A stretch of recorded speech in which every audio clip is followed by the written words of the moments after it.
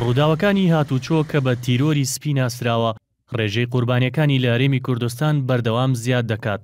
لە ماوەی 2 ساڵ و 4 مانگی ڕابردوودا زیاتر لە 18,770 کەسی کردووە بە قوربانی، بە جۆرێک 1226 کەس یانیان لەدەستداوە و 17,491 کەسیش بریندار بوون.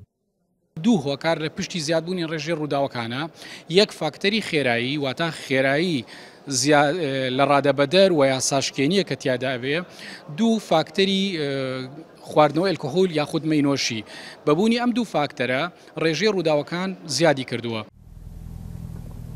ڕێژەی گیان لەدەستدان و برینداربوون لە پارێزگای سلێمانی و هەڵەبجە زیاترە لە پارێزگاکانی دیکەی هەرێم.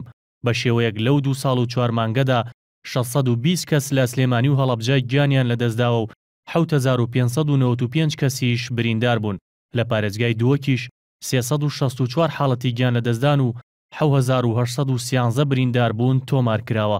بەڵام ڕووداوەکانی هاتوچۆی پارێزگای هەولێر لە هەمان ماوەدا 243 حاڵەتی گیان لەدەستدان و 2083 برینداری لێکەوتوتەوە. ئەو خەڵکانی کە پابەند نەبن بە ڕێنماکانی هاتوچۆ خاستەن ماتۆسکیلەکانمان زۆر یاری بە ماتۆڕەکانیان جاری وایە خۆیانە دەن بەسەر زوربەی شتیان ڕێنماکانی هاتوچۆ و پابەند نین بە ئیشەکانی خۆیانەوە لە ناو جەبهانین. بۆچی هاوڵاتەکانی خۆمان بەم شێوەیە بتوانین بەم شێوەیە تووشی زەرەر و زیان بێت؟ ئەگەرچی بە پێی ئامارە جیهانیەکان ساڵ لە دوای ساڵ ڕێژەی قوربانیانی ڕووداوەکانی هاتوچۆ زیاد دەکات، بەڵام لە هەرێمی کوردستان بەهۆی قەیرانی دارایی و پرۆژەکانی پەرەپێدانی هاتوچۆ و نوێکردنەوەی شەقامەکان ڕاوەستاون کە خراپی ڕێگاوبانەکان بە یەکێک لە هۆکارە سەرەکیەکانی ڕووداوەکانی هاتوچۆ دادەنرێت. ئاوەد مەحمودیان ئارتی، سلێمانی.